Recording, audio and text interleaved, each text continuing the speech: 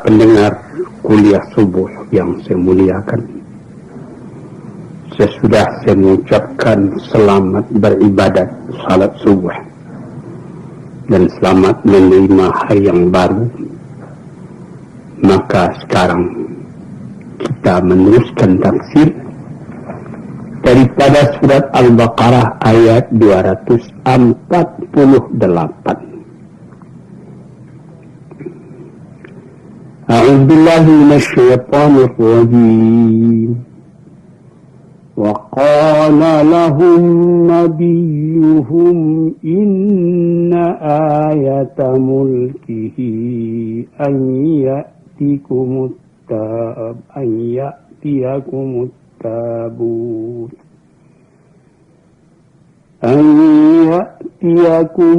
التابوت فيه سكينة من ربكم وبقية مما ترك آل موسى وآل هارون تحمله الملائكة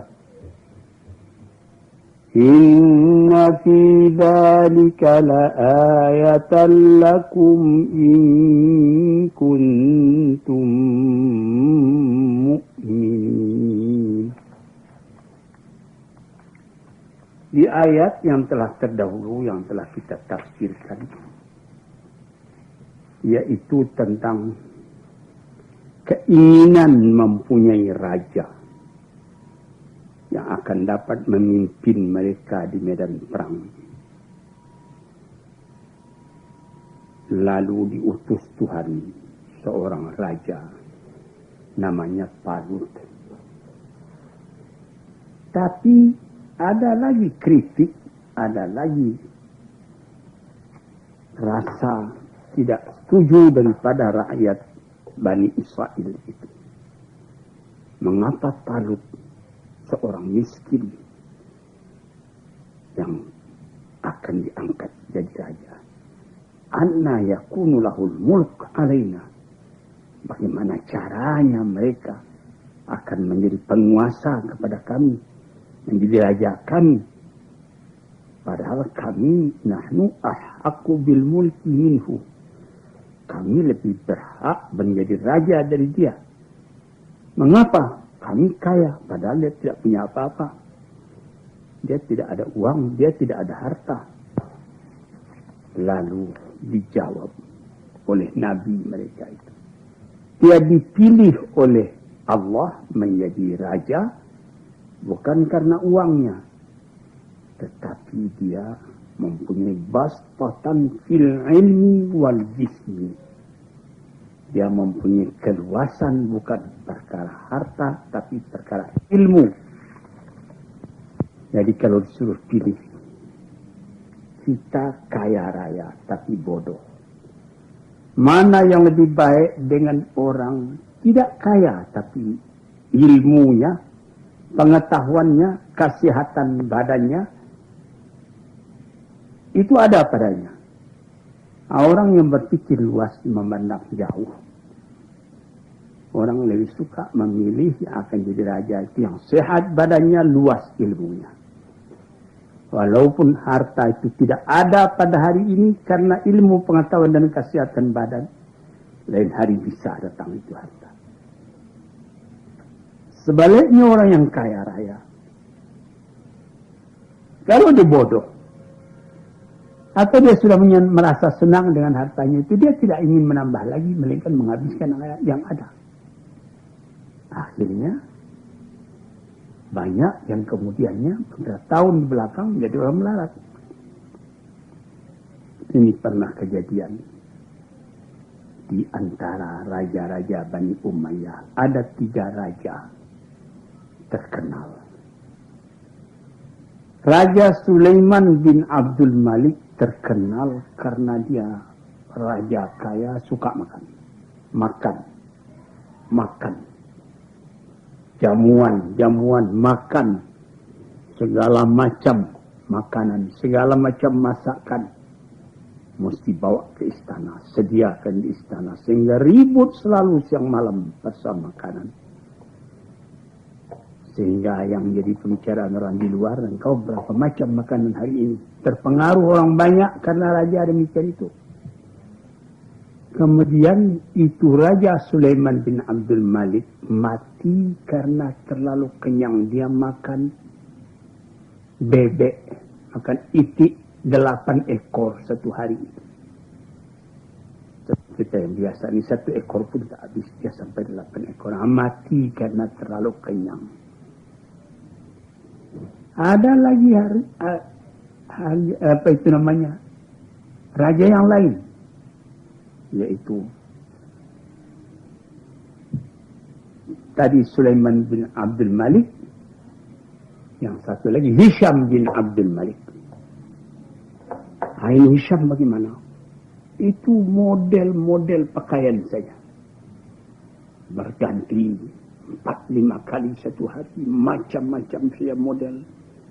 Di mana saja model pakaian yang ada di Tiongkok, di Hindia, di mana pesan, sediakan buat beliau. Sehingga ketika dia naik haji ke Mekah, entah berapa puluh, 20-30 ekor unta untuk spesial membawa pakaian beliau saja.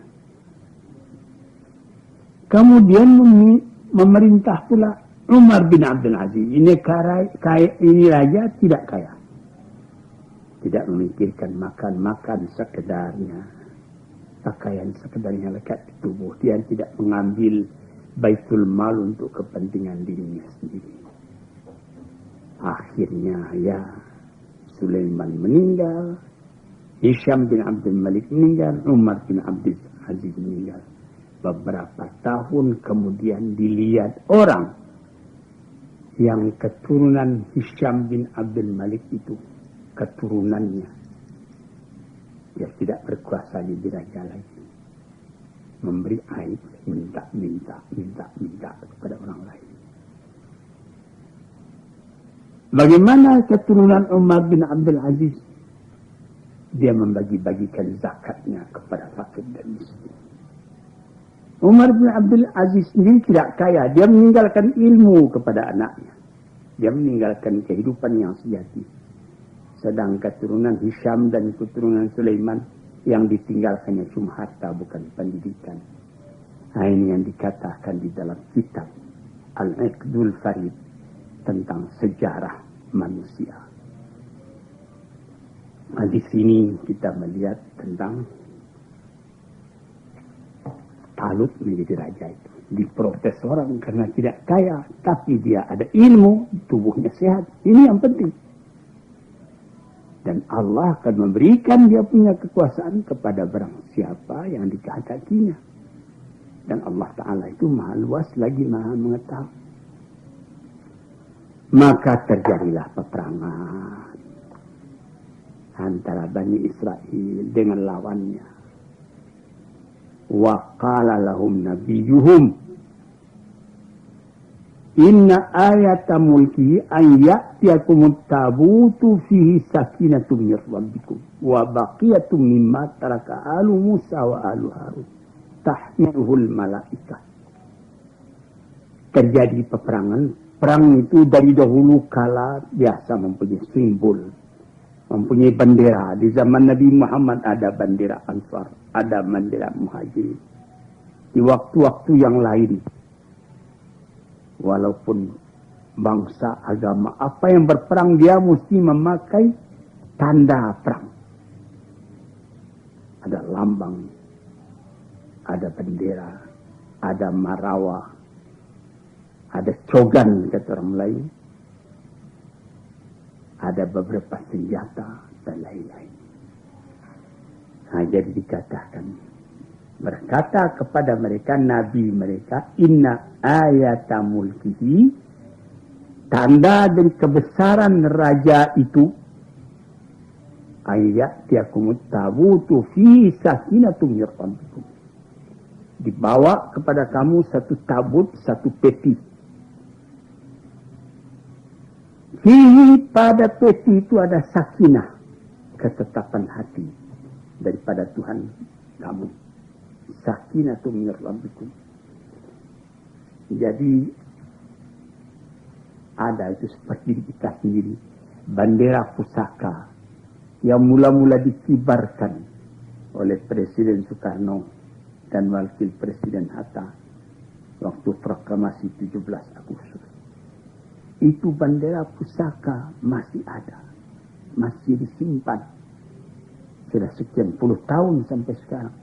Sudah rusuh, sudah lusuh, sudah hampir cair, tapi masih dipelihara. Itu seperti ayatul mulkihi di kita itu. Tanda kebesaran. Sesudah Presiden Soekarno, sekarang sudah Presiden Soeharto, bendera pusaka masih tersimpan baik. Apa itu syirik? Bukan syirik. Kalau syirik tentu Nabi tidak ada mengerjakan demikian itu. Lambang, malah kalau saudara dengar cerita yang sahih, seperti Sayyidina Muawiyah sendiri. Ada seorang penyair diberi oleh Nabi hadiah burdah, yaitu satu selendang burdah Nabi namanya. Kemudian setelah Muawiyah merintah dibelinya burdah hadiah Nabi kepada penyair tadi sekian puluh ribu dinar. Buat apa?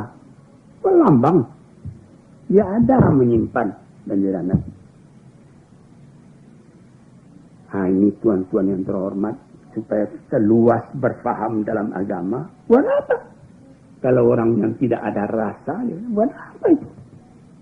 Buat apa bendera pusaka? Buat apa burdah Nabi? Malah menurut riwayat, burdah Nabi yang telah lusuh tua itu, yang kalau misalnya dipegang lama-lama bisa hancur karena sudah 1400 tahun, masih tersimpan sekarang di Tabu, disimpan oleh Republik Turki. Dulunya menjadi lambang juga dari khalifah-khalifah Utsmaniyah. Demikian juga seperti pedang Zulfikar, Sayyidina Umar dan lain-lain. Ada lambang-lambang itu. Tambah banyak lambang pusaka nenek moyang, tambah terasa gengsi daripada kerajaan tadi. Jadi di sini supaya tuan-tuan dapat mengetahuinya, Nabi mereka itu mengatakan tanda kekuasaannya ialah supaya akan datang kepada kamu tabut satu peti. Di dalam peti itu tersimpan sakinah, ketentraman hati dari Tuhan. Wabaqiyatun, dan sisa daripada apa yang ditinggalkan oleh keluarga Musa dan keluarga Harun. Sudah lama sesudah Nabi Harun mati, sudah lama sesudah Nabi Musa mati, ada sisa-sisa peninggalan mereka disimpan di dalam peti itu. Apa gunanya? Lambang. Ayatul mulkihi. Engkau mengatakan keturunan daripada Musa. Mana tandanya? Ini tandanya. Ada sisa. Atau seperti di dalam kerajaan Jambi dulu. Ada keris si Genje namanya.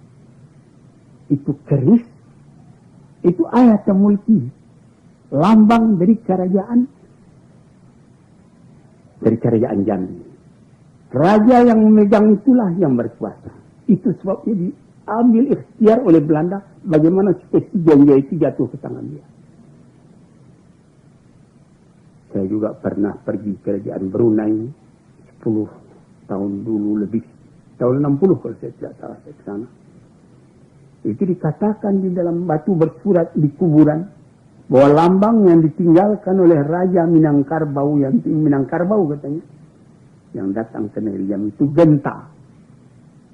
Nah, di sini nampaklah bahwa tiap-tiap negeri itu mempunyai lambang. Maka yang jadi lambang daripada orang yang pergi berperang itu ialah sisa-sisa peninggalan keluarga Musa dan keluarga Harun dibawa oleh malaikat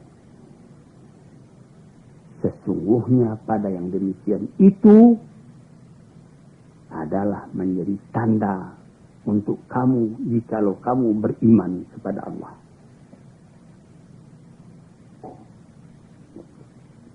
Saudara-saudara yang terhormat, seperti kerajaan Turki yang punya lambang. Apa lambang?